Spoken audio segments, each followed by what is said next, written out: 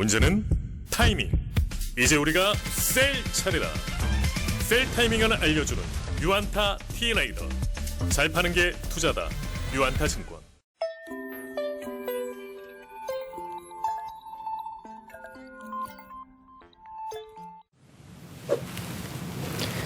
안녕하십니까. 유안타증권의 미디어 엔터 레저 담당 박승호 연구원입니다. 저희는 오늘 SM 기업보고서 자료를 발간하였는데요. 투자 의견은 그대로 바이를 유지를 하고 있습니다만 목표 주가를 대폭 올렸습니다. 네, 저희의 그 새로운 목표 주가는 기존 46,000원에서 약 80% 상향된 84,000원을 제시를 하도록 하겠습니다. 저희는 지금 그 내년도 연결 영업이익을 굉장히 높게 보고 있는데요.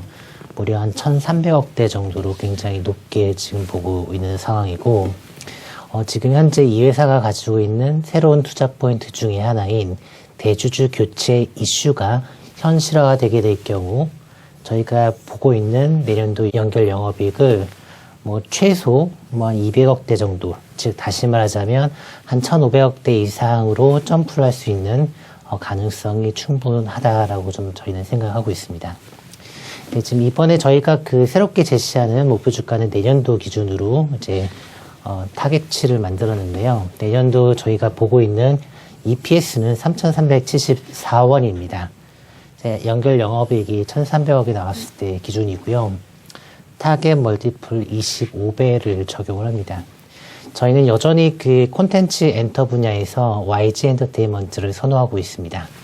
하지만 이제 YG 엔터테인먼트의 핵심 투자 포인트는 그 블랙핑크의 위버스 입점, 그리고 블랙핑크의 4분기 컴백 이후 위버스에서의 성과가 만들어낼 이익 개선 효과입니다. 그 이슈는 조금 더 기다려야 현실화가 될 수 있기 때문에 지금 현 시점에는 SM이 조금 더 기회가 좀 많을 것 같다라는 측면에서 탑픽을 SM으로 변경해서 제시하도록 하겠습니다. 네, SM의 투자 포인트는 크게 보면 4가지입니다. 4가지 중에서 3가지가 이번 저희 그 추정치와 관련이 있는 건데요. 자, NCT가 엄청난 급성장세를 보이고 있습니다. 지금 SM의 그 주요 아티스트들 중에서 엑소조차도 이미 재계약 연차에 진입을 했기 때문에 수익성 측면에서 신인급으로 저희가 간주를 할 만한 좀 사이즈 있는 그룹은 NCT가 유일하다고 보시는데, 지금 이번 2분기에 지금 NCT 성과가 굉장히 좋아서 이 정도면은 굉장한 성과다라고 볼 수 있겠고요. 지금 이제 코로나 그 백신 접종률 올라가면서 내년도쯤이 되면은 이제 글로벌 공연이 가능해지지 않을까 싶습니다. 이 글로벌 공연이 가능해질 경우 여러 회사들이 수혜를 받습니다만 SM 역시 수혜를 받고, 또한 내년도에 그 수혜를 받을 수 있는 그 강도를 측정하기가 상당히 용이한 회사에 속한다라고 좀 볼 수가 있겠습니다. 또한 비핵심 종속 회사들의 적자가 이제 없어질 것이다라고 좀 저희는 보여지는데요. 이미 1분기에 SM은 핵심 5개의 법인을 제외한 나머지 쪽에서 기존에는 대규모 적자가 나던 것이 이제는 이제 플러스로 좀 전환된 모습 보였습니다. 이 플러스로 전환되는 가운데에는 디어유라고 하는 회사가 영업이익 32억을 기록하면서 굉장히 좋은 성과 냈던 거 말씀 좀 드릴 수 있겠습니다. 자, 여기에 추가적으로 대주주 교체까지 이루어지게 된다면 내년도 이익에 대한 가시성은 더욱 뚜렷해질 겁니다. 이 SM 엔터테인먼트는 과거부터 이제 이익 관리를 좀 안 했던 회사에 속하고요. 대주주와 일반 주주들 간의 이해관계가 일치하지 않다 보니 외형 측면에서는 굉장히 신경을 쓰지만 이익이 좀 많이 부진했다는 것. 그래서 그동안 아주 수많은 어닝 쇼크가 발생을 했던 기업이라는 걸 좀 말씀을 좀 드려야겠습니다. 하지만 이제 이 매각 이슈가 현실화가 될 수 있다라면 저희가 파악하고 있는 바에 따르면은 일정 부분 지금 논의가 진행되고 있는 것은 사실인 것 같습니다. 자, 그렇게 될 경우 SM이 매물로 나오게 될 때 SM의 기업 가치가 올라가야 매도 주체인 이수만 회장 입장에서는 더 많은 이익을 가져갈 수가 있기 때문에, 자, 이 기업 가치를 띄우는 가장 좋은 방법은 비용을 관리한다입니다. 비용만 관리를 한다고 하면 저희가 제시하고 있는 이 숫자는 전혀 무리하지 않은 숫자다라고 볼 수가 있습니다. 여기에 이제 라이크 기획권 그리고 추가적으로 만약 지금 그 언론 보도상에서 나오고 있는 뭐 네이버, 카카오 같은 인터넷 플랫폼 기업들이 SM의 대주주가 될 수 있다라고 하면 지금까지는 이제 하이브 대비 디지털 플랫폼 전략에서 좀 많이 여류에 있는 SM입니다만 이제 그런 약점도 해소가 되기 때문에 추가적으로 돈을 벌 수 있는 기회는 많을 것 같다라고 생각을 합니다. 자, 저희 NCT 굉장히 좀 좋은 모습 보이고 있습니다. 자, NCT는 2016년도에 데뷔한 그룹이고요. 주요 유닛으로는 이제 NCT 127, 그리고 NCT 드림, 웨이션 V 등이 있습니다. 자, NCT 드림은 과거 이제 10대 소년으로 구성된 그룹이었는데요. 이제 상당 부분 멤버가 이제 20살을 좀 넘어가기 시작한 그룹입니다. 이 NCT 드림은 형님 그룹에 속하는 NCT 127이라는 그룹도 또 따로 있습니다. 자, 지금 그 동생 그룹보다는 형님 그룹의 인기가 더 좀 높을 것으로 좀 기대가 되고 있는 부분이 있는데요. 근데 일단은 NCT 드림의 이번 성과만 놓고 보면 5월달 정규 앨범 200만 장 확정시켰습니다. 자, 이거는 NCT 여러 그룹 중에서도 역대 최대 판매량을 찍은 것이고 엑소가 과거에 찍었던 최대치를 현저하게 상회하는 것입니다. 자, 이로 인해서 지금 저희가 지금 기대를 하고 있는 2021년도 2분기 음반 판매량은 한 600만 장에 육박을 할 수가 있을 것 같습니다.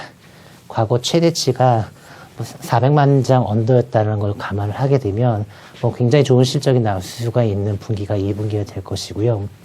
또한 하반기, 특히 저희는 4분기로 보고 있습니다만 이제 4분기에 NCT 127의 정규 음반 발매될 것으로 좀 예상이 됩니다. 자, NCT 드림이 한 200만 장 정도를 팔 수 있다면 127도 비슷한 수준이 나올 수가 있을 것 같아서 4분기까지 실적이 굉장히 좋아질 수 있겠다라고 좀 볼 수 있겠습니다. 자, 추가적으로 SM은 이제 공연이 재개가 될 경우, 그 SM 재팬, 뭐 지금은 이제 SM EJ와 SM EJ 플러스로 좀 쪼개졌습니다만, SM 재팬과 드림메이커가 공연 수익을 인식을 합니다. 그리고 이들이 SM 본사한테 좀 정산을 해주는 부분이 있어서, 자, 본사하고 재팬, 드림메이커가 다 수혜를 보게 되는데요. 이제 본사에서의 그런 수혜 효과를 명확하게 숫자로 좀 측정을 하기는 좀 쉽지가 않습니다. 하지만 최소 일본 법인이나 드림메이커는 영업이익이 과거에 있기 때문에 자, 이 두 개는 2019년도에 합산으로 거의 196억, 한 200억 가까이를 찍었던 바가 있고요. 이 정도는 충분히 2022년도에 돌아올 수가 있는 영업이익이다 라는 것. 즉, 그 코로나 끝난 이후에 저희가 눈높이를 좀 잡기가 좀 용이한 회사다라고 좀 볼 수가 있겠습니다.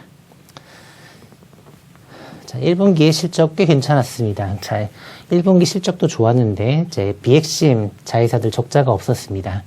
자, 연결 영업이익에서 핵심 5개 법인 영업이익을 빼버리면 그러면 비핵심 자회사들 영업이익이 나올 건데요. 과거에는 이게 언제나 마이너스였습니다만 이번에는 플러스 22억을 찍었습니다. 자, 이게 플러스가 나오는 과정에서 이제 디어유가 좋았고 북경법인이 좋았습니다. 자, 이 두 개 법인이 없었다라고 가정을 하더라도 옛날과 비교하면 뭐 큰 손실은 없는 것 같고요. 그리고 디어유 같은 경우는 계속 실적이 우상향을 하는 그런 구조에 있기 때문에 앞으로는 비핵심 종속회사 관련해서 마이너스가 없을 것이다 라고 저희는 생각을 하고 있습니다. 자, 정리를 한번 해보겠습니다. 이제 저희 SM 엔터테인먼트 실적 좀 말씀을 드리겠는데요. 저희는 이제 올해 연간으로 영업이익 928억, 내년에는 한 1302억 정도를 전망하고 있습니다. 각각 컨센서스와 비교하면 약 2배 정도 수준이고요. 컨센서스보다 2배 정도가 높기 때문에 이번에 즉 이렇게 높은 타겟 프라이스가 나올 수가 있었던 겁니다. 자, 보게 되면은 이제 본사가 상당히 높은 편인데요. 이제 본사 같은 경우는 이미 1분기에 좋은 실적 찍었고요. 2분기 역대 최고 실적 나올 게 확실시가 됩니다. 3분기는 조금 쉴 수 있겠지만 4분기도 아까 말씀드렸던 것처럼 NCT 127 효과가 붙는다면 뭐 충분히 가능할 것 같습니다. 또한 자 본사만 좀 쪼개가지고 조금 더 말씀을 드리면 자 음원 수익 같은 경우는 마진율이 거의 90%에 달하는데요. 자 보시면 2019년 20, 21, 22 매년 음원 수익이 100억 이상 늘어나는 것을 보실 수가 있습니다. 이런 구조라면 사실상 이제 매년 SM의 그 영업이익도 한 100억씩이 늘어나야 되는 게 맞습니다만 그동안 이익 관리가 좀 안 됐던 측면이 있어서 그런 효과가 나오지 않았습니다. 자, 이익 관리가 된다라는 전제를 깔게 되면 올해 한 760 정도를 한다면 내년에 한 100억 정도 충분히 더 늘어날 수가 있는 거고요. 사실 공연 관련 수익이 더 얹어진다고 했었을 때 여기에도 플러스 알파가 숨어 있는 것이다라고 보실 수가 있겠습니다. 자, 그리고 나머지 법인들 좀 말씀드리겠습니다. 자, 2019년도에 공연 관련한 주요 대표적인 법인은 자, 재팬하고 드림메이커가 있습니다. 두 개 합산으로 약 200억 정도가 영업이익이 발생했습니다. 자, 2022년도에는 이 정도는 충분히 되돌아올 것으로 기대를 할 수가 있습니다. 여기서 한 200억 정도 나올 수가 있는 것이고요. 키스트 올해 내년 뭐 굉장히 지금 글로벌 OTT 때문에 전망이 좋은 상태이고 또한 이제 비핵심 자회사들 여기서 지금 플러스가 났고 제가 지금 보수적으로 조금 낮춰놨는데요. 사실 여기서도 뭐 플러스 알파가 충분히 나올 수 있을 것 같아서 2022년도에는 이 비핵심 자회사들도 상당히 플러스를 낼 수가 있겠다. 정리를 해보면 1,300억이라는 이 숫자는 그렇게 무리하지 않은 숫자다라고 말씀을 좀 드릴 수 있겠습니다. 네, 이상 SM엔터테인먼트 이번 보고서 내용 말씀드렸습니다. 감사합니다. 문제는 타이밍. 이제 우리가 셀 차례다. 유안타 T레이더.